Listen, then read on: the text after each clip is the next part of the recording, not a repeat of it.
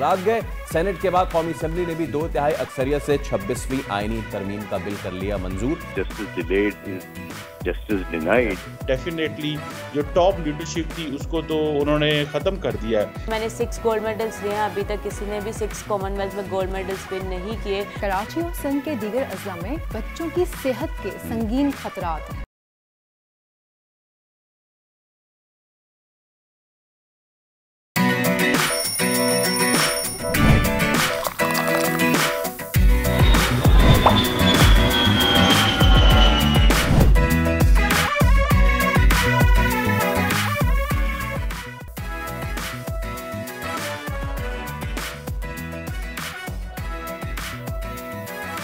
अस्सलाम वालेकुम and good morning. मैं हूँ सोनिया सुंदस और मैं हूँ सैयद फैसल करीम। आप देख रहे हैं दुनिया बोल है। उम्मीद करते हैं कि आपका वीकेंड बहुत अच्छा गुजरा होगा, क्योंकि देखने को बहुत कुछ था। पाकिस्तान की पॉलिटिक्स में देखने के लिए हमेशा ही बहुत कुछ होता है। तो a lot of people tuned in to the television sets, they logged in their mobile sets और वो देखते रहे कि रात गए क्या होता रहा। तो रात गए सेनेट के बाद कौमी असेंबली ने भी 2/3 अक्सरियत से 26वीं आईनी तरमीम का बिल कर लिया मंजूर। कौमी असेंबली में 225 अराकीन ने इस तरमीम के हक में, जबकि 12 ने इसके खिलाफ वोट दिए। पार्लियामान से 26वीं आईनी तरमीम की मंजूरी के बाद आज सदर आसिफ अली जरदारी इस तरमीम को आइन का हिस्सा बनाने के लिए वज़ीर आज़म की जानिब से भेजी गई समरी पर दस्तखत भी करेंगे, जिसके बाद ये तरमीम आइन का हिस्सा बन जाएगी। एब्सोल्युटली, इस पर एक तकरीब भी होगी, इस सब पे बात करेंगे, लेकिन सबसे पहले नजर डालेंगे बड़ी खबर पे। तारीखी रात में तारीखी फैसला, पार्लियामेंट से 26वीं आईनी तरमीम मंजूर। सदर आसिफ अली जरदारी के दस्तखत के बाद तरमीम आइन का हिस्सा बन जाएगी। आईनी तरमीम के साथ क्या कुछ बदलने वाला है, आज के प्रोग्राम में बताएंगे। सहूनी क़ुव्वतों के खिलाफ हिज़्बुल्लाह मुज़ाहमत की मिसाल बन गया। इसराइली मुआशी हब हैफा पर एक और हमला। बौखलाया हुआ इसराइल अब ईरान पर बराह रास्त हमले की प्लानिंग में है। मंसूबे से मुतालिक अमरीकी दस्तावेज़ात लीक। ईरान पे हमले का इसराइली मंसूबा है क्या, तफसील से जानेंगे आज के प्रोग्राम में। न्यूजीलैंड की बड़ी कामयाबियां, मेंस टीम ने भारत को होम ग्राउंड पे हराया। वुमेन्स टीम ने वर्ल्ड T20 जीत कर दिखाया। कौमी टीम की भी इससे ही कुछ सीख ले। मुल्तान टेस्ट में तारीखी फतह के बाद जीत का सिलसिला अब थमना नहीं चाहिए। और मेला लूटना इसे कहते हैं। गुजरांवाला की सुहेल सिस्टर्स ने कॉमनवेल्थ गेम्स के पावर लिफ्टिंग मुकाबलों में 18 मेडल्स जीत लिए। सुबल ने 6 गोल्ड मेडल हासिल किए, वेरोनिका ने 5 गोल्ड मेडल और 1 ब्रॉन्ज और ट्विंकल ने 4 गोल्ड और 2 सिल्वर मेडल्स अपने नाम किए। फखरे पाकिस्तान आज होंगी दुनिया बोल है में हमारी मेहमान। एब्सोल्युटली, तो ये तो थी बड़ी खबरें, लेकिन सबसे बड़ी खबर तो यही थी कि फाइनली वो जो आईनी तरमीम का ऊँट था वो करवट बैठ गया है, और वो जिस करवट बैठा है वो है हुकूमती फेवर का। और रात का ये तमाम तर मामला हुआ, 26वीं आईनी तरमीम की मंजूरी हो गई और अब सदर आसिफ अली जरदारी की जानिब से इस बिल पे दस्तखत किया जाएगा, जिसके बाद ये फाइनली एक लॉ बन जाएगा। अच्छा, अब कहा जा रहा है कि इस तरमीम ने पार्लियामान की बालादस्ती बहाल कर दी है, क्योंकि सुप्रीम कोर्ट के जजेस की तकर्री का तरीक़ाकार पार्लियामान के ज़ेरे असर लाया गया है। ये खुद ही सीनियर मोस्ट जज को चीफ जस्टिस बनाने का जो सिस्टम था वो अब इस तरमीम के बाद ख़त्म हो जाएगा। आज़ाद खुद नोटिस और आइन की तशरीह का इख्तियार भी अब आइनी जो है बेंचेस के पास होगा। तो इस अहम मामले पे बात करेंगे। साबिक़ attorney general of Pakistan Ashtar Ausaf साहब हमारे साथ मौजूद हैं। अशतर साहब, good morning, thank you so much for your time. तो and finally it's a good morning to the आईनी तरमीम एज वेल बिकॉज आपको पता है कि इतने दिनों से इसमें कभी अपोजिशन की जानिब से एतराज़ात आते थे, कभी हुकूमत के इत्तेहादी खुद ही इस पे कहते थे कि we are not going to take part in that, लेकिन फाइनली ये चीज़ हो गई है। कैसे देखते हैं इस तमाम तर तरमीम को आप? जी, it's a new dawn indeed, लेकिन जब हम आईनी तरमीम कर रहे होते हैं तो मेरी दानिश में तो इसके ऊपर सैर हासिल गुफ्तगू हर तरफ होनी चाहिए। गो के इसमें भी काफ़ी वक्त लगा और ये सारा कुछ किया गया, और हदतुल इम्कान में देख रहा हूँ कोशिश की गई कि तमाम जमातें इसमें बशमूल PTI आए, लेकिन बावजूद बिकॉज वहाँ पे तो शायद मुशावरत भी नहीं होती, वहाँ पे तो सिर्फ और सिर्फ एक आदमी ही की बात चलती है, उसकी वजह से वो उसमें नहीं आए। लेकिन आइन एक बड़ा सीरियस, आइन साजी और आइन के अंदर तरामीम बहुत सीरियस अमल है, इसका बहुत दूरस नताइज होते हैं, इसका this is like I to the future, और अगर कोई इसके अंदर अपना हिस्सा नहीं डालता तो वो कौम और मुल्क के साथ कोई इंसाफ नहीं कर रहा। तो ये जो चेंजेस आए हैं, hopefully they will be for the benefit of the country, benefit of the citizen, benefit of the institutions, और होपफुली इसके अंदर न सिर्फ ये जो आइन के अंदर जुडिशरी से मुतल्लिका बातें हैं, उसके अलावा जो बातें उसके अंदर आई हैं उससे अच्छी काम होगा। And I think it's also ये पहला कदम है उस शाहराह के ऊपर जो हमें जुडिशल रिफॉर्म्स की तरफ लेके जाएगी। याद रखिए, जुडिशल रिफॉर्म्स सिर्फ आइन में तब्दीली करने से नहीं आते, बल्कि जो इंफ्रास्ट्रक्चर है, जो ग्राउंड पे रियलिटीज़ हैं, उनके अंदर चेंजेस ला के आते हैं, और वो जो है लेजिस्लेशन के ज़रिए किए जाएंगे। यानी बहुत सारे मामला, सीआरपीसी हो गया, सीपीसी हो गया, और बाकी जो प्रोसीजरल लॉज हैं उनको भी ढाला जा सकेगा इन आईनी अमेंडमेंट्स की जो रोशनी में। अख्तर साहब, एक जानिब ये जो बिल है इसमें तो ये कह दिया गया है कि जो सो मोटो वाला मामला है वो जो है अब सुप्रीम कोर्ट किसी भी मामले में नोटिस ले नहीं सकती है और ना ही किसी भी इदारे को कोई डायरेक्शन दे सकती है। हमने देखा माजी में, और बहुत सारे सियासतदान कहते रहे कि दिस इज़ जुडिशल एक्टिविज़म, कि आप नोटिस लेना आपका काम नहीं है। इस बिल ने जब ये काम किया है तो इसको आप कितना फ़ायदेमंद समझते हैं? देखिए, मेरी तो दानिश में जो मोटो इख्तियार कभी भी कोर्ट को नहीं, हाई कोर्ट को तो बिल्कुल भी नहीं, और सुप्रीम कोर्ट ने अपने ताईं जुडिशल इंजीनियरिंग के जरिए अपने आप को ये इख्तियार दे दिए थे। आप देखिए कि एक चीफ जस्टिस थे आसिफ सईद खोसा, उन्होंने एक भी शो मोटो नोटिस नहीं किया, क्योंकि शो मोटो का कोई इख्तियार नहीं है। और आपने देखा कि जो भी शो मोटो नोटिस दिए गए, उनका ताल्लुक कोई नहीं था रियलिटी से, कोई ताल्लुक नहीं था कानून के साथ। बोरियों में भर के जो है वो जो है डिस्पोज ऑफ किए गए वो नोटिसेस और उनके जवाबात और ये सब कुछ। क्यों? क्योंकि वो शायद ज़ाती नामो नमूद के लिए ये सारी चीज़ें हो रही थी। मैंने पहले भी अदालत में भी ये बात की थी कि सो मोटो नोटिस का इख्तियार कोई नहीं है, सवाए ऐसे मामलात में जहाँ पे कोई डिजास्टर्स चीज़ हो रही है, इन्वायरमेंट वगैरह की बात हो, और वहाँ पे भी सो मोटो जो है उसको आप इख्तियार को इस्तेमाल नहीं करेंगे। हाँ, ये ज़रूर है कि आप उसके अंदर 2 कदम प्लीडिंग से आगे चले जाएं। खैर, वो अपनी जगह पे बात है, बहस मुबाहिसे होते रहते हैं। देखिए, कोर्ट्स जो हैं उनको चलना है कानून और आइन के मुताबिक, और अगर अब सराहत के साथ, वजाहत के साथ आइन में लिख दिया गया है कि सो मोटो इख्तियारात नहीं है, तो कोई सलब करने की बात नहीं है। कोई इख्तियार ऐसा नहीं है जो कि आइन में दिया गया था जिसको ले लिया गया है, बल्कि सिमत और राह जो है उसको हमवार कर दिया गया है। और मैं समझता हूँ कि ये तो in addition to other things है कि जो है कोर्ट ऐसे मामलात को कॉग्निजेंस लेगी। पहले तो ये कह दिया गया था कि सिर्फ चीफ जस्टिस ले सकते हैं, और वो 3 रुकनी कमेटी जो है इन मामलात को देखेगी। लेकिन वैसे अशरफ साहब, ये जो आईनी बेंचेस हैं, ये आईनी बेंच अब बनेगी कैसे, क्या तरीक़ेकार होगा इसका? मुझे आपकी आवाज़ नहीं आई। आप सवाल अच्छा, मैं if I can put in the question. अच्छा, एक तो चीज़ अशतर साहब इसमें यह है कि किसी भी अपील को निपटाने के 12 माह के पाबंद होगी कोर्ट, ठीक है। और मुझे ये इसमें फ़र्क, क्योंकि आप माहिर कानून हैं, केस और अपील में क्या फ़र्क होगा, क्या फ़र्क होता है, और केस को निपटाने का कोई इसमें कोई ड्यूरेशन, कोई डेडलाइन दी गई है? जब भी आप देखेंगे कि कोई ड्यूरेशंस दी गई हुई हो, आप देखेंगे कि आप हाई कोर्ट के अंदर जो कंपनी मैटर्स हैं कहा जाता है कि 90 दिन से आगे नहीं जाएंगे। बैंकिंग मैटर्स जो हैं उनमें टाइम पीरियड का सारा कुछ दिया कि 15 दिन में ये होगा, 10 दिन में ये होगा।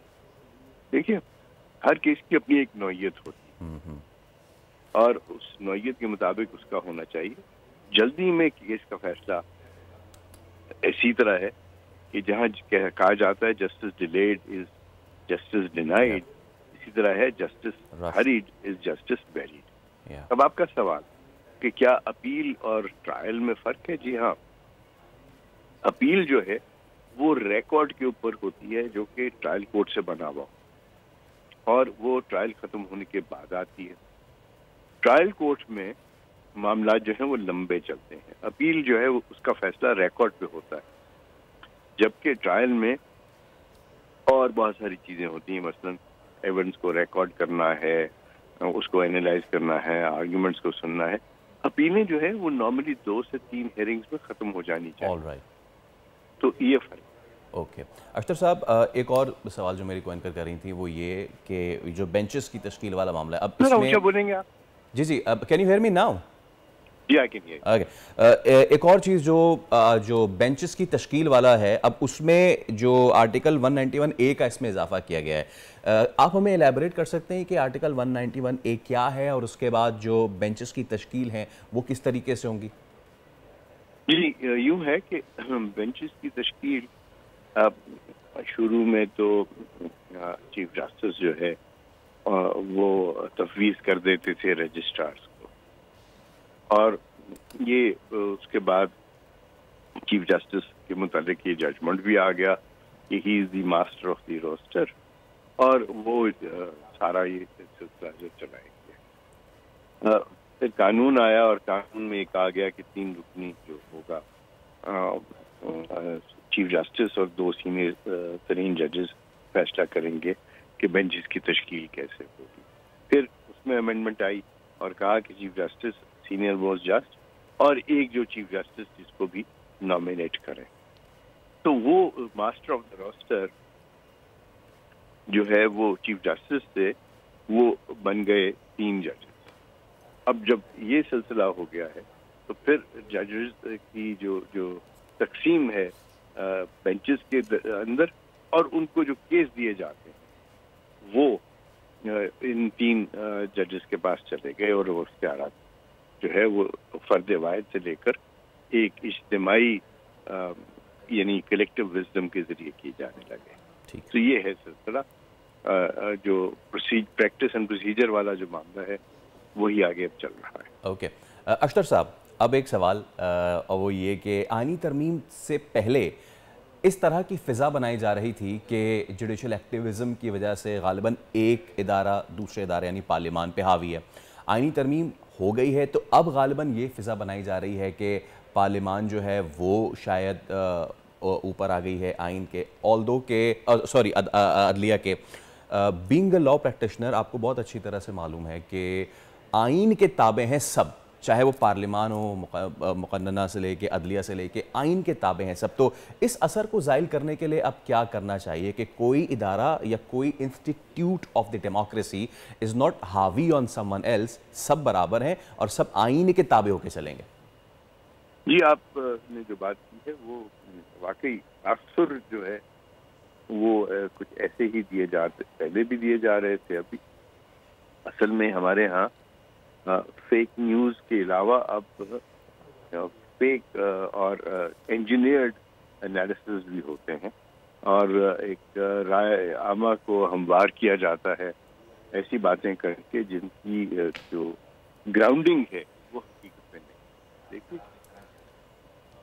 जब हम एक सब जानते हैं कि पिलर्स होते हैं किसी छत को संभालने के लिए, अगर एक पिलर छोटा है और एक बड़ा है तो फिर वो छत जो है वो मतवाजन नहीं रहती।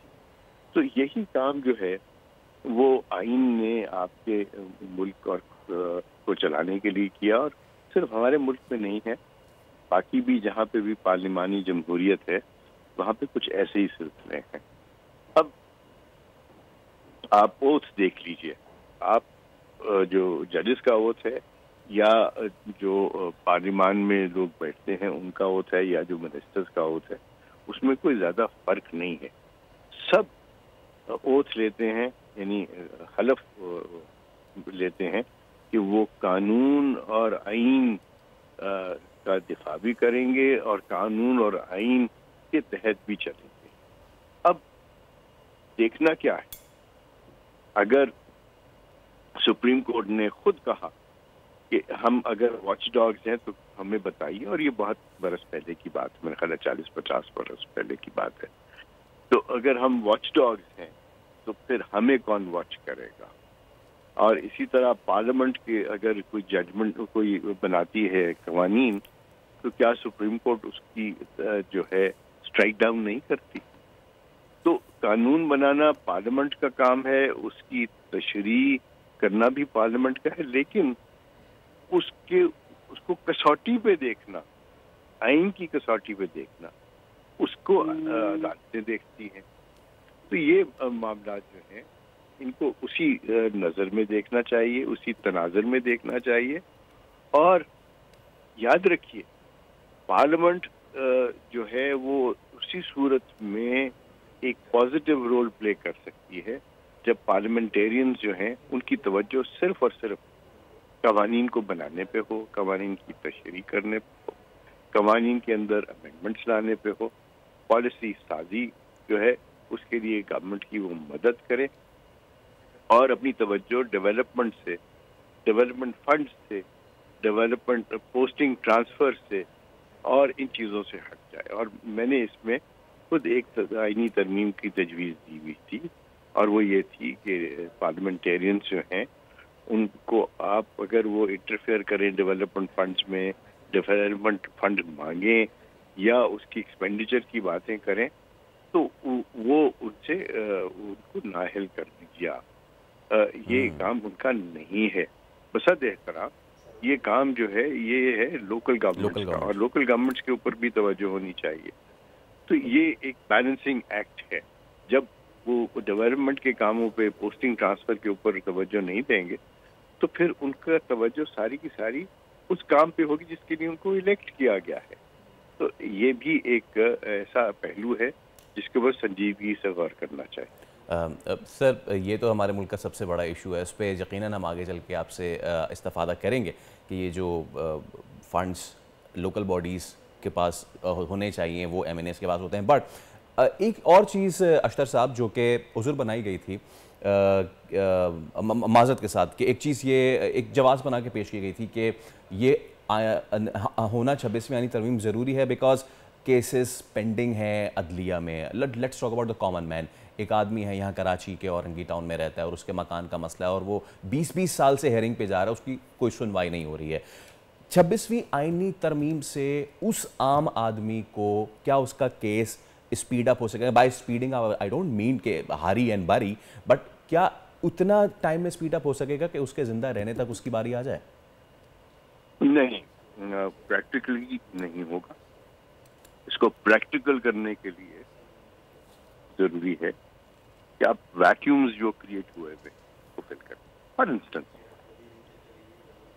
360 आसामियां सिर्फ पंजाब में डिस्ट्रिक्ट जुडिशरी वगैरह में करने वाले हैं। आप जब तक वो आसामियां नहीं भरेंगे, उन जजेस को आप इंफ्रास्ट्रक्चर नहीं देंगे, उनके लिए कवानीन को सहल नहीं बनाएंगे, उनके लिए मामलात को सीधा नहीं। अब देखें, ऑन दी एवरेज एक आदमी को 120 किलोमीटर जाना पड़ता है अदालत तक रसाई के लिए। हमें जरूरत है कि हम ई कोर्ट्स का इनेकाद करें। हमें जरूरत है कि हम नई टेक्नोलॉजी से फायदा उठाएं। हम CPC के अंदर अमेंडमेंट्स करें। हम जो हमारा 3 टियर सिस्टम है उसको 2 टियर सिस्टम पे लेके आए। हम क्यों नहीं एक ऑल पाकिस्तान जुडिशल सर्विस का इनेकाद करते? देखिए, आपको स्पेशलिस्ट की जरूरत है। जिस तरह आपको आइन में तब्दीली करके आइनी बेंचेस बनाने हैं, इसी तरह आपके अंदर आपको ढांचा बनाना है एक ऐसा जो कि प्रैक्टिकल हो और स्पेशलिस्ट बने, ऐसे जजेस हों जो कि सिर्फ बैंकिंग का काम करें, ऐसे जजेस हों जो सिर्फ और सिर्फ लैंड का काम करें, ऐसे हों जो कि फैमिली इश्यूज को देखें। तो ये बड़ी इम्पोर्टेंट चीज़ें हैं। देखिए, जो ताली है वो दोनों हाथों से बजती है। एक हाथ जो है वो आपका आइन है और दूसरा है आपका ऑर्डिनरी लेजिस्लेशन। सीपीसी में तरमीम कीजिए, हमने बहुत काम किया हुआ है पिछली गवर्नमेंट में। वो उसके ऊपर से जो मसवदे हैं उनसे सिर्फ डस्ट आपको झाड़ना है।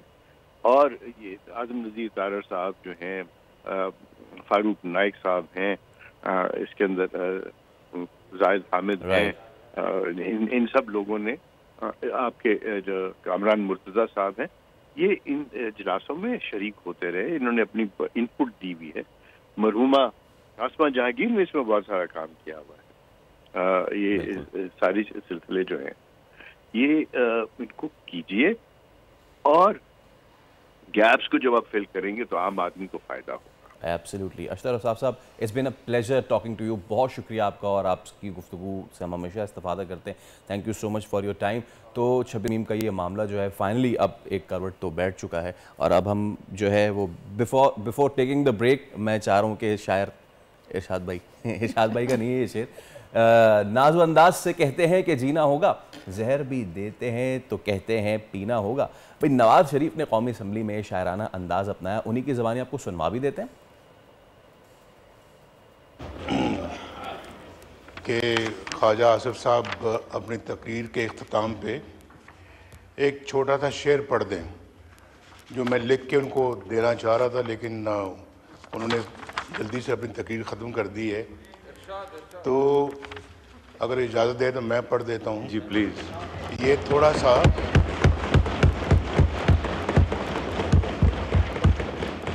जो दुख हमने अदलिया के हाथों उठाए हैं, तो अदलिया के किरदार पे एक शेर है जो किसने लिखा है, और मैं उस शायर का शेर पढ़ रहा हूँ कि नाज़ो अंदाज से कहते हैं कि जीना होगा, नाज़ो अंदाज से कहते हैं कि जीना होगा, जहर भी देते हैं तो कहते हैं कि पीना होगा।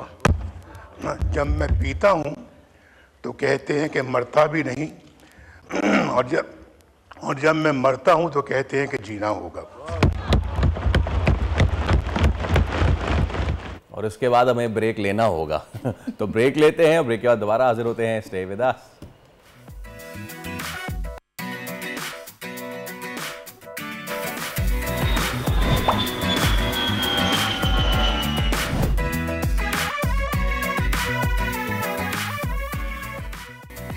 एक बार फिर कहेंगे आपको खुशामदेद, और दुनिया बोल है में अब बात करेंगे दुनिया खेल की, क्योंकि दुनिया खेल में बहुत कुछ हुआ है। बाय द वे, मिठाई आप नहीं लाई, मैं नजर आ रहा है मुझे, क्योंकि जैसे ही हम जुमे को साइन ऑफ करके गए तो पाकिस्तान जीत गया, और इतनी जल्दी थी लंच करने की पाकिस्तान को। इतनी अनसर्टेनिटी थी ना अभी तक मेरे दिल में कि मैंने कहा पता नहीं जीतेंगे तो फिर खा लेंगे लाके।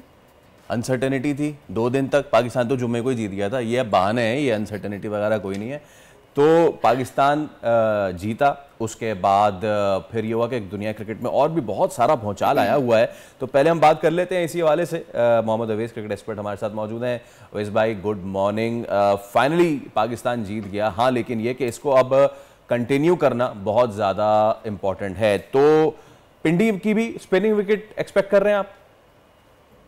अस्सलाम वालेकुम। अगर रावलपिंडी की बात करें, आपको पता है कि यहाँ पर वैसे ट्रेडिशनली तो ये पेस बैटरी को ज़्यादा सपोर्ट करती है, क्योंकि यहाँ पर मौसम ठंडा एज कम्पेयर टू अगर मुल्तान की बात करें तो थोड़ी सी, आपको पता है, ब्रीज भी चल रही है, तो ज़्यादा सपोर्ट करती है पेस बैटरी को। लेकिन जो पिक्चर्स वहाँ से आ रही थी, जिसमें फिर लग रहा है कि पंखे दोनों साइडों पर लगाए हुए हैं, उनको हीट दी जा रही है कि ताकि जो फ्रेश ग्रास है, चाहे अगर लाइवली ग्रास होगा उसको ख़त्म करके उसको बिल्कुल ड्राई विकेट बना के उसको स्पिन बॉलिंग ट्रैक आप लेके आए। क्योंकि जिस तरीके से आपके स्पिनर्स ने डोमिनेट किया पिछले टेस्ट मैच के अंदर, तो ऑब्वियसली आप चाहेंगे कि वही कंटिन्यूटी यहाँ पर नजर आए। लेकिन एक अच्छी बात पाकिस्तान के लिए मस्ट विन थी, आपको पता है, मुल्तान के अंदर, क्योंकि आप पटरी से उतरे हुए थे, आपको एक जीत चाहिए थी वापस ट्रैक पे आने के लिए। और जिस तरीके से स्पिनर्स ने, आपको पता है, रिकॉर्ड भी तोड़ा है, 50 साल कुछ हो गए हैं कि सारे के सारे स्पिनर्स ने अपना विकेट्स लिए हैं। साजिद खान की बात करें, नुमान की बात करें, तो अच्छी पाकिस्तान की आपको परफॉर्मेंस नजर आई। लेकिन सबसे बड़ा जो अभी भी जो इशू है, क्वेश्चन मार्क है, वो आपकी बैटिंग ऑर्डर के ऊपर है। क्या पाकिस्तान अपने वही विनिंग अपना कॉम्बिनेशन के साथ जाएगा, क्योंकि खबरें तो आ रही थी कि शायद हुरैरा को साइम अय्यूब की जगह पे या अब्दुल्ला शफीक की जगह पे इंक्लूड किया जाएगा। लेट्स सी कि हम विनिंग कॉम्बिनेशन छेड़ते हैं या नहीं। लेकिन मैं चाह रहा हूँ, देखिए पाकिस्तान पे तो हम आगे भी चल के बात करेंगे। I want to talk about what New Zealand has done. Outstanding, ज़बरदस्त परफॉर्मेंस। ना सिर्फ पाकिस्तानी टीम को दुनिया क्रिकेट को सीखने की ज़रूरत है न्यूजीलैंड से। एक जानिब उन्होंने भारत का जो हशर किया है, गो के भारत ने फिर सेकंड इनिंग्स में अपनी फाइट बैक करने की भरपूर कोशिश की, लेकिन वो कोशिश जो है वो 107 की ही लीड तक रही। एंड देन जो उन्होंने विमेंस ने किया कमाल किया। तो पहले let's talk about the main. And kiwi जो हैं उन्होंने क्या ज़बरदस्त परफॉर्मेंस दी है, इंडिया को इंडिया में हरा दिया। आफ्टर आई गेस 36 साल बाद वो टेस्ट मैच जीते हैं इंडिया में। देखिए, एक चीज़ अगर इंडिया की बात करूं तो जैसे मैंने उस दिन भी एक बात की थी कि बहुत से लोग तनकीद कर रहे हैं पाकिस्तान की विकेट पे कि जी वो ज़्यादा सपोर्टिव स्पिन को क्यों हो रही है। इंडिया को जाके शिकस्त देना आसान चीज़ नहीं है, क्योंकि आपको पता ऑब्वियसली जब आप एक होम कंडीशन पे खेलते हो आपको एक एज होता है, आपको बेनिफिट दिया जाता है विकेट का, चाहे वो स्पिनिंग ट्रैक की बात करें या पेस पैटरी की आप बात बनाना चाहें, आपकी स्ट्रेंथ को देख के बनाया जाता है। लेकिन जिस तरीके से न्यूजीलैंड के पेस पैटरी ने उस दिन परफॉर्म किया, आपको पता है एक तो बारिश भी थी अहमदाबाद में, मुझे था कि शायद ये मैच जो उनसे वो ड्रॉ होगा, लेकिन आपको हेनरी को अपना दाद देनी पड़ेगी। जिस तरीके से उसने पेस पैटरी के साथ इनको जल्दी आउट किया, 40+ स्कोर 43 रन के ऊपर इनको आउट किया, इतनी स्ट्रॉन्ग बैटिंग लाइनअप होने के बावजूद मैं कह रहा हूँ इंडिया की। फिर उसके बाद फिर वो कॉन्वॉय ने जिस तरीके की इनिंग्स के लिए न्यूजीलैंड के लिए एक सपोर्टिव रोल प्ले किया, और हैट्स ऑफ है, क्योंकि न्यूजीलैंड की अगर हम बात करें वरना तो टॉप टीम्स तो दुनिया के अंदर नजर आती, लेकिन ज्यादा मैं कहता हूँ हमेशा ज्यादा शोर नहीं मचवाती अपने बारे में।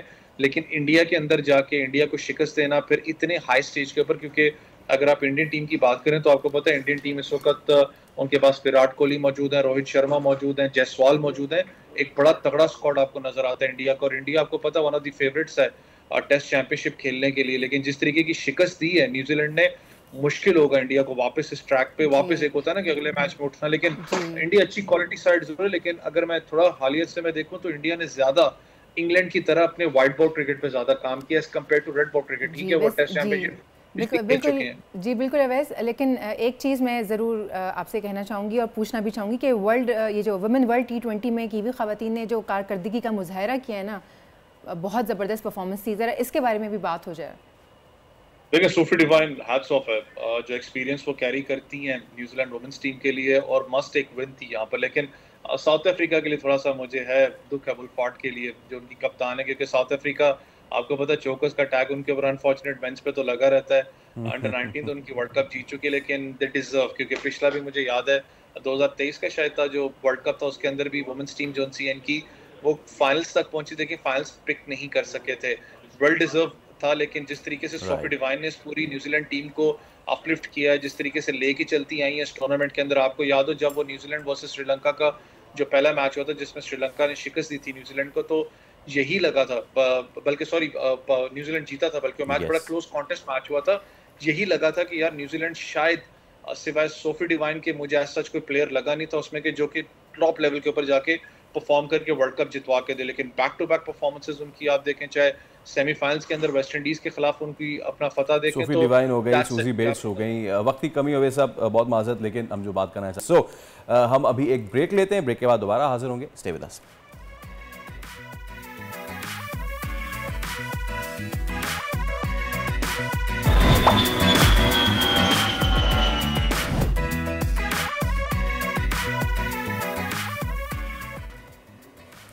एक बार फिर आपको खुशामदीद कहेंगे। आप देख रहे हैं दुनिया बोल है, और अब हम शो में बात करने जा रहे हैं उस कॉन्फ्लिक्ट की जिसको अब 1 साल से ज़्यादा बीत चुका है, और वो कॉन्फ्लिक्ट दुनिया के मुख्तलिफ ममालिक में अपने असरात छोड़ता जा रहा है।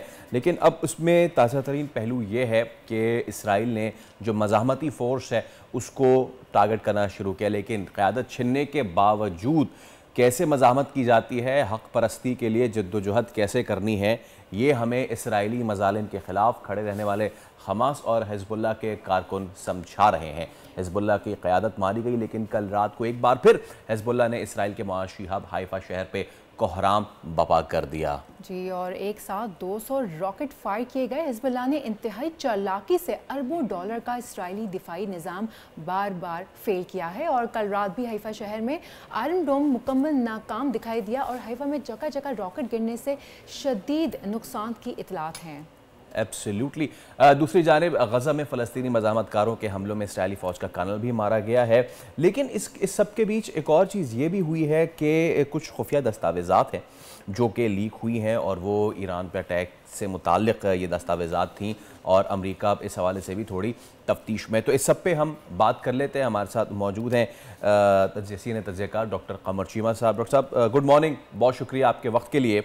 और हम देख रहे हैं कि जिस हिसाब से अब इसराइल की बर्बरियत बढ़ती ही चली जा रही है, पहले मासूम लोगों को निशाना बना, अस्पताल को निशाना बनाना, बच्चों को निशाना बनाना, अब उनका निशाना है वो तमाम तर मज़ाहमती, और मैं इस पर ज़ोर दूंगा हुकूमती क़यादत नहीं, मज़ाहमती क़यादत जो उसके ख़िलाफ़ इस वक्त सीना सपर और डटी हुई, लेकिन इसके बावजूद the resilience that is been shown, उसकी कोई मिसाल नहीं मिलती। डॉक्टर साहब जी बहुत शुक्रिया। देखिए, पहली बात तो ये है कि शुरू से ही मज़ाहमती ग्रुप जो हैं वो एक जो इनजस्टिस कई दहाइयों से वहाँ पे हो रहा है उस हवाले से स्ट्रगल कर रहे हैं। और फिर होता ये है कि पहले ऑक्यूपेशन किया जाता है, ऑक्यूपाई किया जाता है, फोर्स का इस्तेमाल किया जाता है, और जब लोग उठ खड़े होते हैं तो फिर उनको दहशतगर्द कहा जाता है। तो ये एक पैटर्न ज़ाहिर बात है पिछले कई दहाइयों से हमारे सामने नज़र आ रहा है। लेकिन अब जो जैसे आपने खुद कहा कि मज़ाहमती ग्रुपों की लीडरशिप को टारगेट किया गया है, इससे ज़ाहिर बात है एक बेचैनी जो है वो मज़ाहमती ग्रुपों के अंदर, ईरान के अंदर बड़ी है, क्योंकि जब टॉप लीडरशिप इस्माइल हानिया को शहीद कर दिया गया या सिनवार को मार शहीद कर दिया गया, उसके बाद हिज़्बुल्लाह की हमने देखा आगे लीडरशिप को टारगेट किया गया, तो डेफिनेटली जो टॉप लीडरशिप थी उसको तो उन्होंने ख़त्म कर दिया है। लेकिन पहले वो कहते थे कि जैसे ही लीडरशिप जिस लीडरशिप ने हमले किए हैं, जब उनकी शहादतें होंगी तो हम जो है वो फ़लस्तीन की आवाम पे हमले बंद कर देंगे, गज़ा पे हमले बंद कर देंगे। लेकिन ऐसे नहीं हुआ।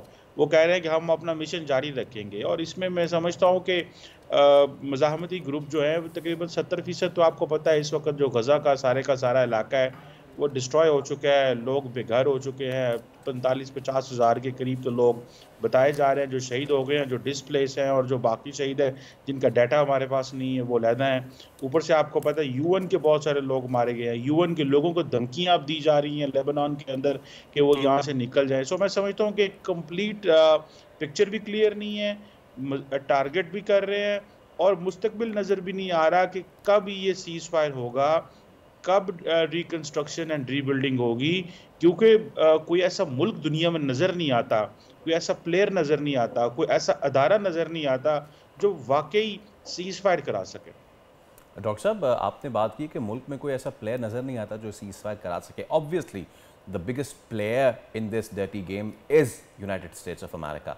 लेकिन अभी ही बीबीसी की खबर में पढ़ रहा था कि कुछ खुफिया दस्तावेज़ात लीक हुई हैं और उसकी वजह से अमेरिका परेशान भी बहुत है। ये खुफिया दस्तावेज़ात ईरान पे इसराइल का जो मुमकिना हमला है उसके हवाले से थी, तो जिन पे दुनिया तकिया किए हुए है, द बिगेस्ट वीटो पावर, जब वही इस तमाम तर मामले में सहूलतकार भी है, हमदर्द भी है, दिफाई मामलात इसराइल के मजबूत और तवाना करने में भी उसका बहुत बड़ा हाथ है, this seems an endless thing.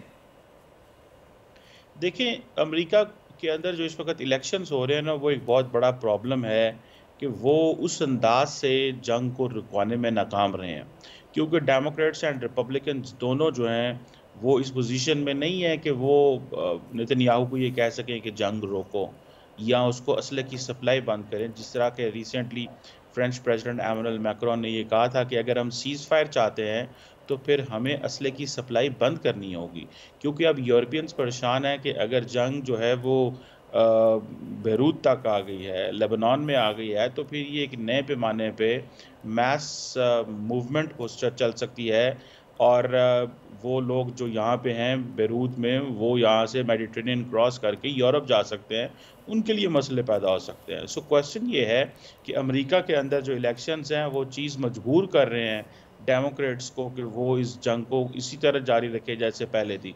So Netanyahu के पास एक चॉइस है कि वो ब्लैकमेल कर रहे हैं कि मैं कमज़ोर हो रहा हूँ, इसीलिए अब आपको पता है कि उनको थर्ड मिसाइल सिस्टम भेजना पड़ा।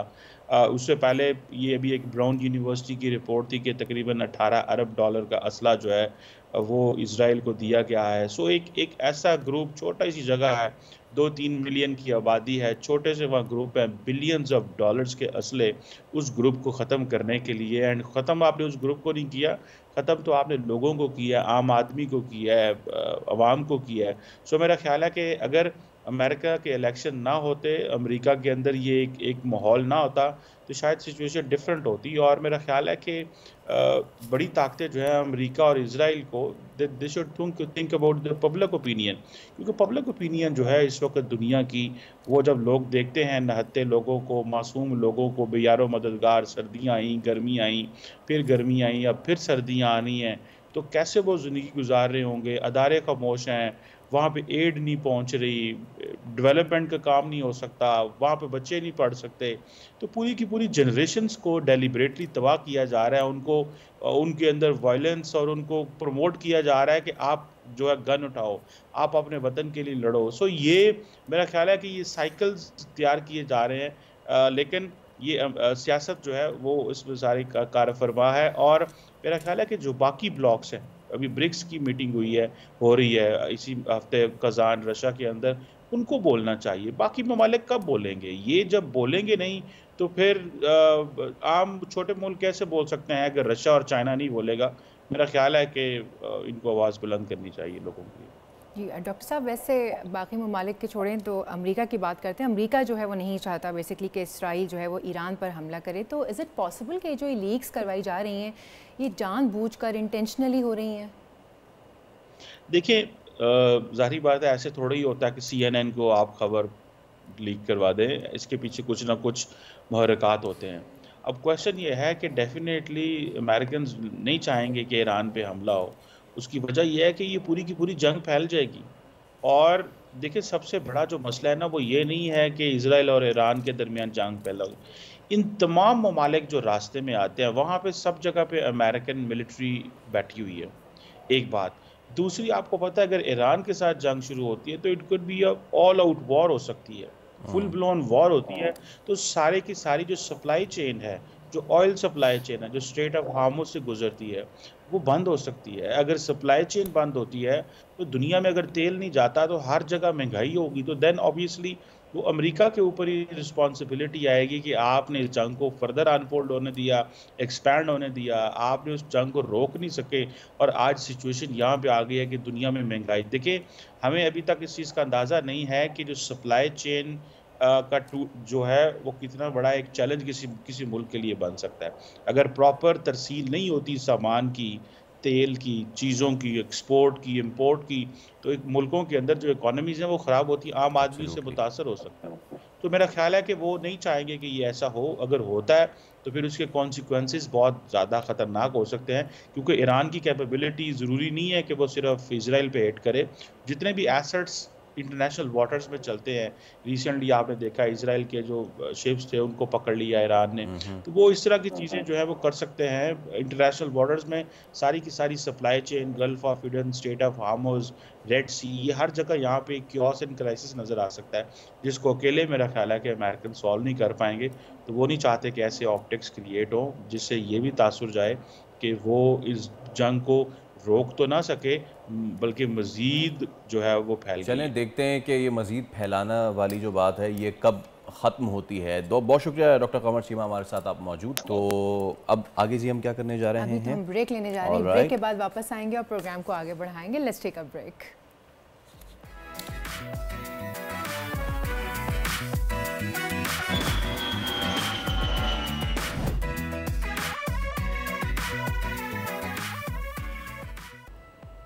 Welcome back everyone. दुनिया बोल है में एक मरतबा फिर खुश आमदेद और वक्त हुआ जाता है वेदर अपडेट्स का। आज मुल्क के बेशतर अजला में मौसम खुश्क रहने का इम्कान है, लेकिन मरी, गलियात और गर्दन हवा में मतला जज़वी तौर पर अबर आलूद रहेगा। शाम या रात में थरपारकर, उमरकोट और गर्दन हवा में तेज़ हवाओं और गरज चमक के साथ बारिश हो सकती है। बलूचिस्तान और बालाई खैबर पख्तूनख्वा में मौसम कदरे बेहतर रहेगा और सर्दी की शिद्दत में इजाफे का इम्कान। स्वेटर्स निकाल लीजिए। अहम शहरों के दर्जे हरारत की बात करें तो आज कराची में मिनिमम टेम्परेचर जो है वो 25 और मैक्सिमम 35 रहने का इम्कान, यानी कि गर्मी रहेगी। हैदराबाद की बात करें तो हैदराबाद में मिनिमम टेम्परेचर 24 और मैक्सिमम टेम्परेचर 38 यानी कि गर्म ही रहेगा। मीरपुर ख़ास में कम से कम दर्जा हरारत 22 और ज़्यादा से ज़्यादा 38 डिग्री रहने का इम्कान है। और बात करते हैं हम नवाबशाह की। नवाबशाह में मिनिमम टेम्परेचर होगा 22 और मैक्सिमम टेम्परेचर 38 रहने का इम्कान। बात करेंगे कि लाड़काना में मिनिमम टेम्परेचर 21 और ज़्यादा से ज़्यादा 38 डिग्रीज़ रहने का इम्कान। अब लिए चलते हैं गवादर की साइड। गवादर में मिनिमम टेम्परेचर 25 और ज़्यादा से ज़्यादा 35 रहने का इम्कान। आप देख सकते हैं सूरज चमक रहा है। बात करेंगे क्वेटा की। क्वेटा में आज मतला ज़रा साफ़ है, जबकि कम से कम टेम्परेचर 9 मतलब कि ठंड और ज़्यादा से ज़्यादा 27 डिग्री तक रहने का इम्कान। बात करेंगे मुल्तान की। मुल्तान में मिनिमम दर्जे हरारत जो है वो होगा 20 और ज़्यादा से ज़्यादा 37 रहने का इम्कान। सूरज जो है वो चमक रहा है। और चलते हैं साथ में लाहौर की बात करें तो लाहौर में मिनिमम टेम्परेचर है 21 और ज़्यादा से ज़्यादा होगा 33। और अब चलते हैं फैसलाबाद की तरफ। फैसलाबाद में मिनिमम टेम्परेचर होगा 20 और ज़्यादा से ज़्यादा 33 डिग्रीज़ रहने तक का इम्कान। अब बात करेंगे इस्लामाबाद की। इस्लामाबाद में मिनिमम टेम्परेचर होगा 18 और ज़्यादा से ज़्यादा 30 टेम्परेचर रहने का इम्कान। और चलते हैं पेशावर की जानिब। पेशावर में भी मिनिमम टेम्परेचर 19 और मैक्सिमम टेम्परेचर 31 डिग्री रहने का इम्कान है। तो ये थी अब तक की वेदर अपडेट्स। अब ये चलते हैं आपको प्रोग्राम की जानिब। Faisal, over to you. All right, तो आपने मौसम का अहवाल तो बता दिया। अब ज़रा हम आपको एक बार फिर खेल की दुनिया में लेके चलते हैं। और पाकिस्तान में टैलेंट जो है वो बेपनाह है, और ऐसे में जब सहूलियात कम हो लेकिन इसके बावजूद पाकिस्तान दुनिया पे छा जाए तो फिर क्या ही कहने हैं। कॉमनवेल्थ साउथ अफ्रीका के मुकाबले में पाकिस्तानी विमेन जो men's and women power lifters ने कमाल कर दिखाया। हमने पिछले हफ्ते आपकी मुलाकात कराई थी नूर दस्तगीर भट्ट से, और इस बार जब हम आपकी मुलाकात कराने जा रहे हैं द ट्रायोलॉजी ऑफ सिस्टर्स, नहीं मैं किसी यूट्यूब सिस्टर्स की बात नहीं कर रहा हूँ, but the real champions power lifter ये बहनें हैं। और इन्होंने एक नहीं 2 नहीं 3 18 मेडल्स जीत लिए हैं, यानी कि लूट सेल लगी हुई थी। और कहते हैं ना ख़ातीन जो है वो लूट सेल का भरपूर फ़ायदा उठाती है, तो हमारी ख़ातीन जो पावर लिफ्टर्स हैं उन्होंने लूट सेल मचाई है साउथ अफ्रीका में। और आप उनकी तस्वीर देख रहे हैं। ऑब्वियसली इतने मेडल्स जीतने के बाद उनको फ्लेक्स करना तो बनता ही है। तो हमारे साथ तीनों बहनें मौजूद हैं, सिबिल सुहेल, वेरोनिका सुहेल और ट्विंकल सुहेल। आपको हम वेलकम करते हैं, आपको बहुत बहुत मुबारकबाद। सबसे पहले तो मैं तो हमेशा कहता हूं कि ladies first, but you all are ladies, तो I would like to start with the name that I have got first. Sybil Suhail, आपको बहुत बहुत मुबारक हो भाई। कैसा महसूस कर रही हैं आप इतने सारे मेडल्स जीत के? सिबिल बहुत अच्छा लग रहा है कि खुदावंद का शुक्र है कि पाकिस्तान में अभी तक कॉमनवेल्थ में किसी ने रिप्रेजेंट नहीं किया वुमेन ने, तो खुदावंद का शुक्र है कि हम लोगों ने रिप्रेजेंट किया और 15 गोल्ड मेडल्स, 2 सिल्वर और 1 ब्रॉन्ज मेडल विन करके 18 मेडल्स जो हैं हम लोगों ने पाकिस्तान के नाम और अपनी फैमिली के नाम किए। और इसके साथ साथ बताती चलूँ कि मैंने 47 कैटेगरी में खेला है और जिसमें मैंने 6 गोल्ड मेडल्स लिए हैं। अभी तक किसी ने भी 6 कॉमनवेल्थ में गोल्ड मेडल्स विन नहीं किए।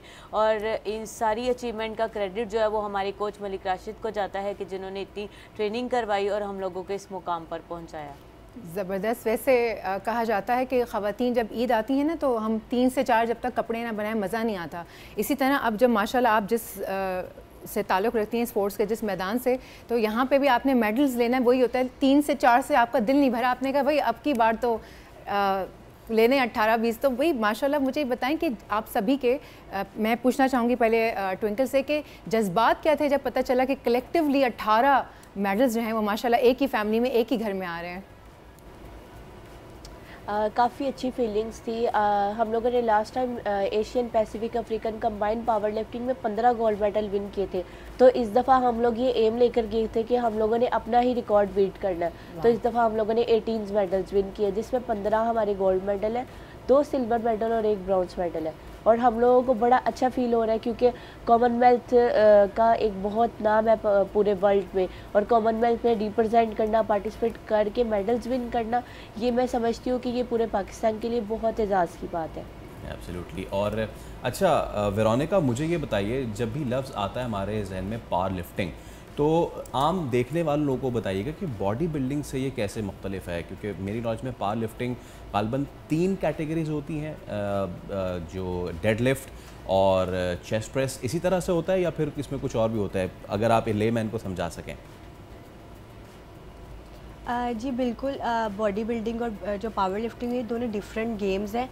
जो पावर लिफ्टिंग है ये प्रोफेशनल गेम है, इसमें यह है कि हमने वेट लिफ्ट करना होता है। जो आपने 3 कैटेगरीज़ का नाम लिया है वो ये होता है कि फ़र्स्ट होता है बैक स्क्वाट्स, बेंच प्रेस और डेड लिफ्ट। और जो हम लोगों को अभी हम लोगों ने जो 6 मेडल्स लिए हैं वो ये है कि जो इक्विप्ड पावर लिफ्टिंग होती है उसमें पूरी ओवरऑल एक पावर लिफ्टिंग की तीनों इवेंट्स होते हैं, बेंच पर, स्क्वाट्स और डेड लिफ्ट, और कंबाइंड फोर्थ हमें मेडल इसका मिलता है बेस्ट वो उसका टोटल का। और जो हम लोगों ने गोल्ड मेडल, अगर जैसे सिबल सुहेल ने कहा कि मैंने 6 गोल्ड मेडल लिए हैं, तो उनके 6 गोल्ड मेडल में से 4 मेडल उनकी इक्विप पावर लिफ्टिंग के, एक bench press, classic bench press और एक इक्विप बेंच प्रेस का। तो इस दोनों में डिफरेंस है। और मैंने अभी 52 कैटेगरी में मैंने खेला था कॉमनवेल्थ चैम्पियनशिप, और मैं उसमें मैंने 6 मेडल्स लिए हैं, 4 गोल्ड, 5 गोल्ड और 1 ब्रॉन्ज मेडल लिया है मैंने। अच्छा, वैसे मैं एक सवाल तीनों से करना चाहती हूँ, आप तीनों में से कोई भी इसका जवाब दे सकता है कि ख़वातीन को स्पेशली इस तरह के गेम्स के लिए बहुत ज़्यादा स्ट्रेंथ ट्रेनिंग्स की ज़रूरत दरकार होती है, तो आप लोगों ने किस तरह से उन स्ट्रेंथ ट्रेनिंग्स को किया है? अपनी डाइट के हवाले से भी थोड़ा सा बताइए, क्योंकि बहुत सारी ख़वातीन के आप इंस्पिरेशन हैं और अभी सब लोग यही सोच रहे होंगी कि खाती पीती क्या हैं, क्या ऐसी इनकी ट्रेनिंग्स करती होंगी जो इतनी ज़बरदस्त इन्होंने पावर लिफ्टिंग अंजाम दी है। जी बिल्कुल, बहुत ज़्यादा मुश्किल है डाइट जो है हमारी, क्योंकि एक घर में एक पहलवान पालना बहुत मुश्किल है। हम लोग 4 सिस्टर हैं और चारों यही गेम कर रही हैं, तो काफ़ी मुश्किल हो जाता है। जैसे कि ट्विंकल और वेरोनिका ने वेट गेन करना होता है, मैंने वेट लूज़ करना होता है, तो डिफरेंट है। जैसे कि स्मूदीज़ लेनी होती है, प्रोटीन, कार्ब्स, फाइबर और प्रोटीन का इस्तेमाल करना होता है ज़्यादा से ज़्यादा। और ट्रेनिंग के पॉइंट ऑफ व्यू से बताऊँ तो 2 घंटे हम लोग सुबह में ट्रेनिंग करते हैं, शाम में 4 घंटे ट्रेनिंग करते हैं, क्योंकि पाकिस्तान में अभी तक पावर लिफ्टिंग की प्रॉपर एक एकेडमी नहीं है। बट फिर भी हम लोग जो हैं पूरे इक्विपमेंट ना होने के बावजूद भी अपनी पूरी ट्रेनिंग कर रहे हैं।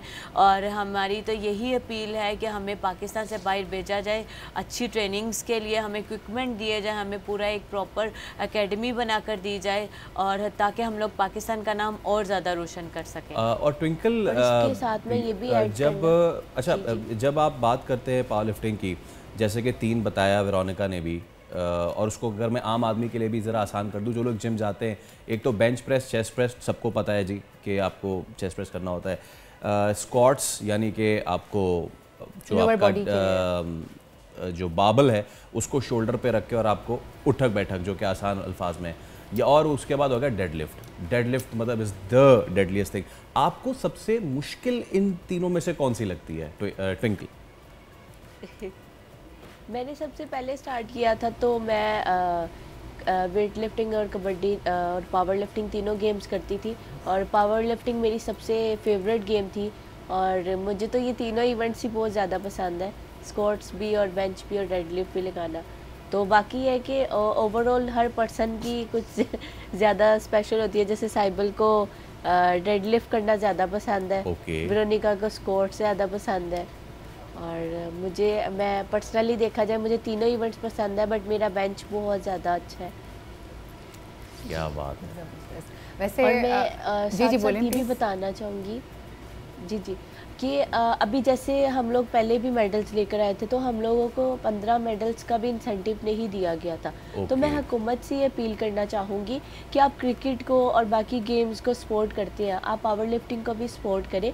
पावर लिफ्टिंग एक ऐसी हेल्दी गेम है जिसमें बहुत ज़्यादा, अभी तक मैं समझती हूँ कि पाकिस्तान की हिस्ट्री में पावर लिफ्टिंग जितने मेडल्स कोई भी गेम नहीं लेकर आई है। और मेरा ये रिकॉर्ड है कि हम तीनों सिस्टर्स का ये रिकॉर्ड है कि हम जब भी मुल्क से बाहर गए हम गोल्ड मेडल लेकर आए। तो हम लोगों को, जैसे अभी हम लोगों ने रिसेंटली कॉमनवेल्थ में 18 मेडल्स लिए हैं, ये एक बहुत बड़ा रिकॉर्ड है। और इसमें हम लोगों को हुकूमत की जानिब से अच्छा रिस्पॉन्स मिले, अच्छा इंसेंटिव मिले। और साथ साथ ये भी आपको बताना चाहूँगी कि अभी जो हम लोगों ने ये कॉमनवेल्थ में पार्टिसिपेट किया था, ये हम लोगों ने सेल्फ सपोर्ट पे किया था, अपने ओन पे किया था, हमें हुकूमती सतह पे किसी तरह सपोर्ट नहीं किया गया।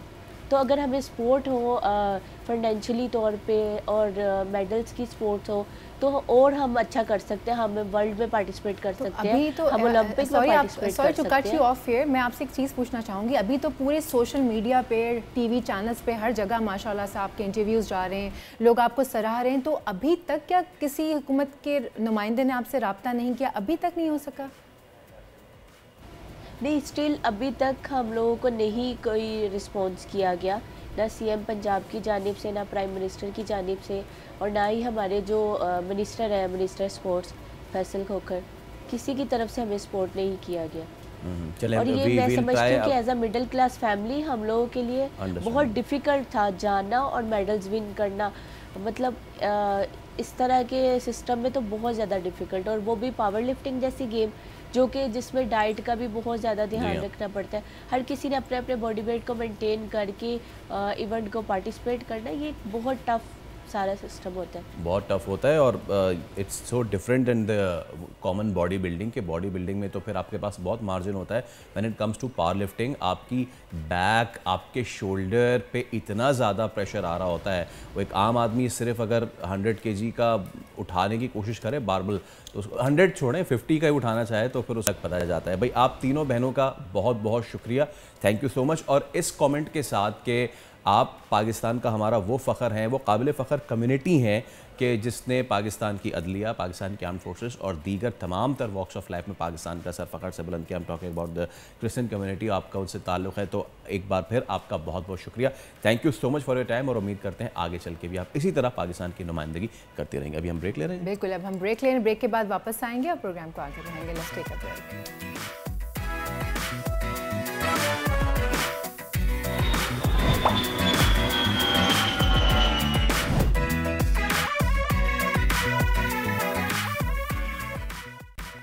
करते हैं हम वेलकम बैक। और before we go to our next segment, आपको याद होगा कि अभी पाकिस्तान ने टेस्ट मैच जीता, उसके हीरो थे साजिद। और साजिद ने बड़ी ज़बरदस्त परफॉर्मेंस की और उन्होंने उनसे प्रेस कॉन्फ्रेंस में पूछा था ना, उन्होंने एक बात कही थी कि भाई मैं जो हूँ वो एक फ़ौजी का बेटा हूँ और जो ये मेहनत है ना वो मेरे खून में है। तो आज हम आपको वही बताने लगे हैं कि साजिद जो हैं वो मरहूम लांस नायक ग़ुलाम अली के बेटे हैं और ग़ुलाम अली मरहूम जो हैं वो 11th FF यानी फ्रंटियर फोर्स रेजिमेंट से वो मुंसलिक रहे हैं। FF को फास्ट एंड फ्यूरियस फैमिली भी कहा जाता है। तो साजिद की जो कामयाबी है उनको पाकिस्तान समेत क्रिकेट फैंस की जानिब से मुबारकबाद पेश करने का सिलसिला जारी है। और वो कहते हैं ना, ये जो ग्रिट, ये जो रेजिलियंस आती है वो कहाँ से आती है? आपकी तरबियत में। तो जब आपकी तरबियत ही एक ऐसे घराने में हुई हो जो कि ख़ुद एक तरबियत याफ्ता सोल्जर हों और वो भी 11th FF इस मतलब कि बहुत ही ज़बरदस्त रेजिमेंट भी है और उनके ज़िम्मे बहुत ही ज़्यादा, यानी कि पाकिस्तान की डिफेंस लाइन में one of the front runners जो हैं वो 11th FF रहती है। तो एक बार फिर भाई साजिद को हमारी तरफ से दिली। और हाँ, यही जज्बा जो है ना वो पिंडी भी लेके जाना है। बिल्कुल ऐसे ही। अब नेक्स्ट सेगमेंट की जाने बढ़ते हैं हम। नेक्स्ट सेगमेंट है हमारा हेल्थ का। कराची और सिंध के दीगर अजला में बच्चों की सेहत के संगीन खतरात हैं।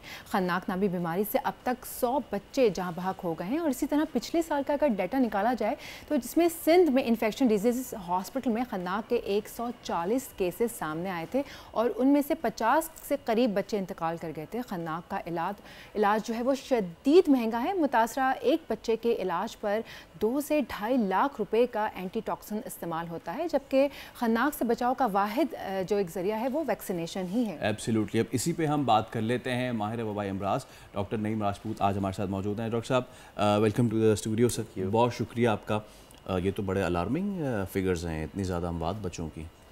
देखिए, ये डिफ्थीरिया आपको पता है कि हाईली कंटेजियस डिजीज़ है और ये जिन बच्चों में ज़्यादातर रिपोर्ट हुआ डिफ्थीरिया वो 5 साल से ज़्यादा की उनकी उम्र थी। तो हमारा जो EPI प्रोग्राम है वो 0 to 23 मंथ्स के बच्चों को कवर करता है। अब ये वो बच्चे वो रह गए जो कोविड के दौरान जिनकी वैक्सीनेशन नहीं हुई और उस दौरान कुछ वैक्सीनेशन सर्विसेज मुअत्तल थी। तो अब गवर्नमेंट ने और इंटरनेशनल डोनर्स के साथ मिलके हम 1 नवंबर से बिग कैचअप के नाम से BCU के नाम से कैंपेन शुरू कर रहे हैं। वो बच्चे जिनको वैक्सीन नहीं हो सकी थी वो इसमें कवर होंगे होपफुली। और हमारी यही लोगों से अपील है कि वो अपने बच्चों को टाइम से वैक्सीनेट कराएं, ताकि आप ये देखें कि डिफ्थीरिया जैसा मूजी मर्ज जब होता है तो उसके लिए हमें इनको देने के लिए डिप्थीरिया एंटीटॉक्सिन जो है उनकी अवेलेबिलिटी भी बहुत डिफ़िकल्ट हो जाती है उसको इंश्योर करना, क्योंकि वो पाकिस्तान में अवेलेबल नहीं होती, इसको इंपोर्ट किया जाता है और ये आम कहीं फार्मेसी पे भी अवेलेबल नहीं होता। तो इसके लिए इंटरनेशनल डोनर्स को रिक्वेस्ट की जाती है, जैसे अभी हमें WHO ने तकरीबन 536 वाइज दिए हैं DAT के, और अभी यूनिसेफ का पाइपलाइन में है, उनसे हमने 5000 करीब रिक्वेस्ट की है कि वो हमें ये DAT की वाइज दें। ये 1 वाइल जो है वो एक बच्चे को नहीं, एक बच्चों की नहीं होता, इसका डिफरेंट डोजेज होता है। सिविरिटी ऑफ द डिजीज़ क्या है कि बच्चों में जब ये बीमारी हमलावर होती है तो उनमें सांस की नाली मुतासिर होती है, जिसमें उन्हें खाने पीने में भी तकलीफ़ होती है, सांस लेने में तकलीफ़ होती है, तो गले में अंदर एक झिल्ली सी बन जाती ग्रेश किस्म की, जिसको हम कहते हैं सूडो मेम्ब्रेन। तो वो जब बन जाती है तो उसके लिए फिर डिपेंड करता है कि इस बच्चे को कितनी सिविरिटी है, तो उसी हिसाब से इसको 60,000 इंटरनेशनल यूनिट्स लगाए जाते हैं, फिर आगे इसका डोज रिपीट किया जाता है। तो ये काफ़ी उसके साथ इनको रिथ्रोमाइसिन देते हैं या पेनिसिलिन देते हैं ताकि इनको प्रॉपरली बच्चों को ट्रीट किया जा सके। और ये बहुत ज़्यादा कंटेजियस है, यानी जो बच्चे साथ रह रहे होते हैं उनमें भी ये ड्रॉपलेट इन्फेक्शन के ज़रिए जो सांस लेते हैं तो माहौल में आ जाता है ये, तो खांसने छींकने से तो उन दूसरे बच्चों को भी बहुत ख़तरात होते हैं कि उनको ये हो सके। तो डॉक्टर साहब, इतनी तेज़ी से इसका फैलाव हो रहा है, इसकी वजह क्या है बेसिक कि इतना मतलब 100 बच्चे अचानक से, और ये इसका मेन रीज़न क्या है? नहीं, अचानक देखिए मैंने आपको बताया नहीं, तो वैक्सीनेशन नहीं कराई गई है, फिर दूसरा अनहाइजेनिक कंडीशंस हैं, बच्चे किस एनवायरनमेंट में रह रहे हैं वहाँ पे, और माँ बाप जो है जब वो बच्चे को तेज़ बुखार होता है तो फिर हॉस्पिटल की तरफ भागते हैं।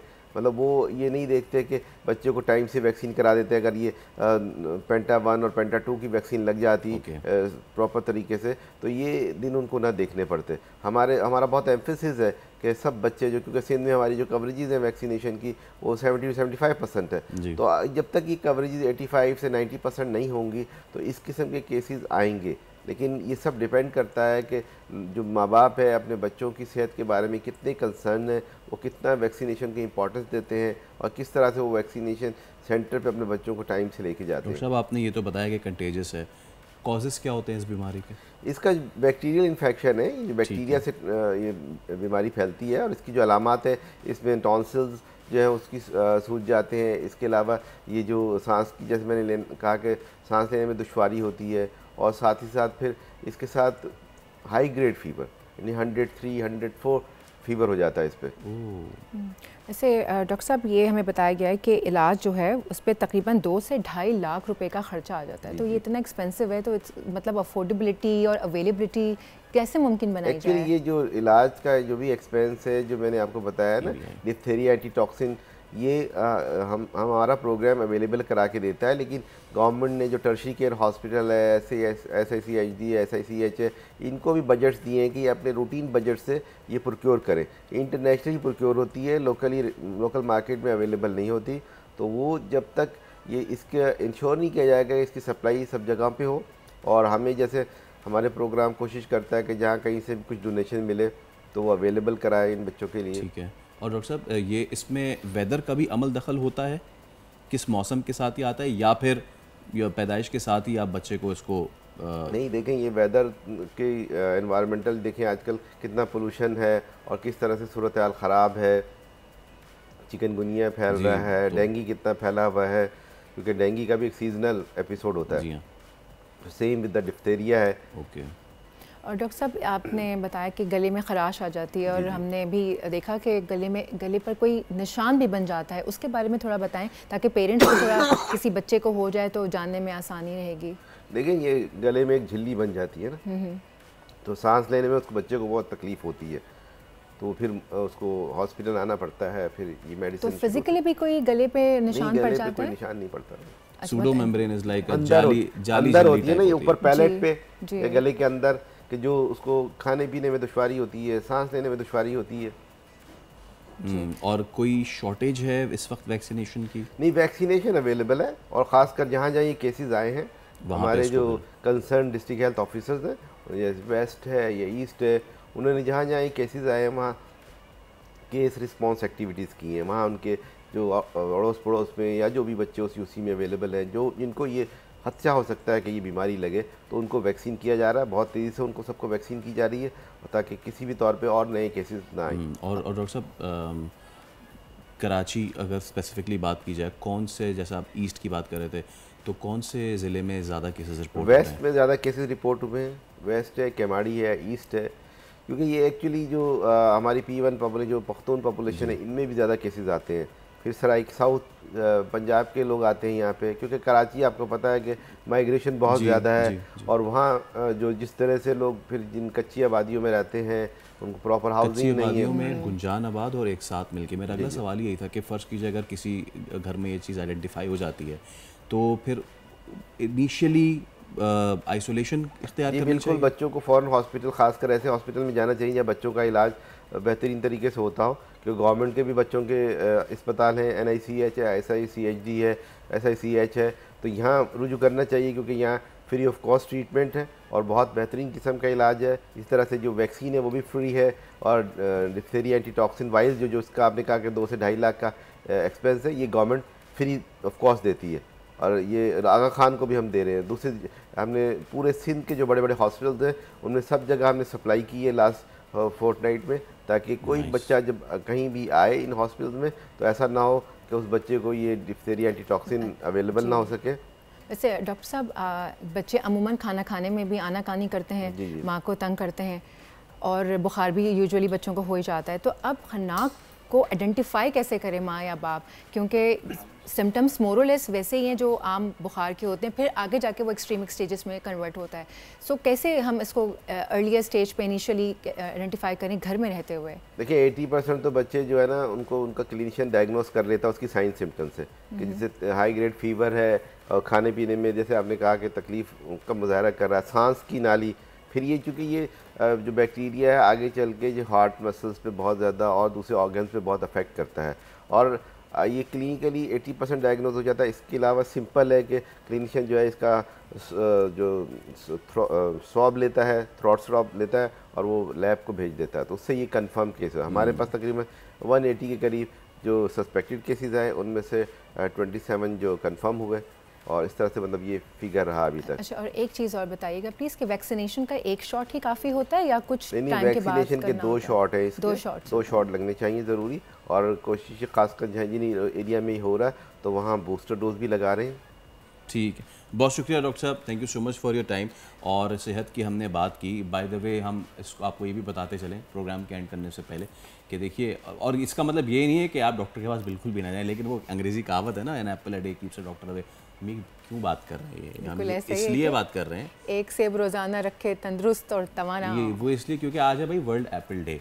तो अगर आप चाहते हैं कि आप डॉक्टर के पास ना जाएं तो एक सेब रोज़ खाएं। और बाय द वे पाकिस्तान का जो सेब है बड़ी दुनिया में मशहूर है, इसी तरह का एक सेब है स्कर्दू खरमंग का, बड़े स्पेशल क्वालिटी का होता है। इसका फेस्टिवल भी आज मनाया जा रहा है और बच्चे जो हैं वो टैब्लो भी कर रहे हैं, सेब खा भी रहे हैं, सेब बने भी हुए हैं। तो अगर आप कहीं का मरीज़ नहीं बनना चाहते तो देखिए सेब खाइए और जान बनाइए। और सेब जो है इतना महंगा भी नहीं है, ग्रीन वाला सेब आजकल बड़ा अच्छा आया हुआ है। अच्छा, एक फन फैक्ट भी है इसका बड़ा, और वो ये है कि पाकिस्तान में सबसे ज़्यादा जो सेब 94% वो कहाँ होता है, किस सूबे में पता है आपको? वो बलूचिस्तान में होता है। इसी के साथ सेब खाते खाते हम आपसे जाएंगे इजाज़त, आपसे मुलाकात होगी कल। रखिए अपना ख्याल, सेब खाइए, जान बनाइए। अल्लाह हाफ़िज़। अल्लाह हाफ़िज़।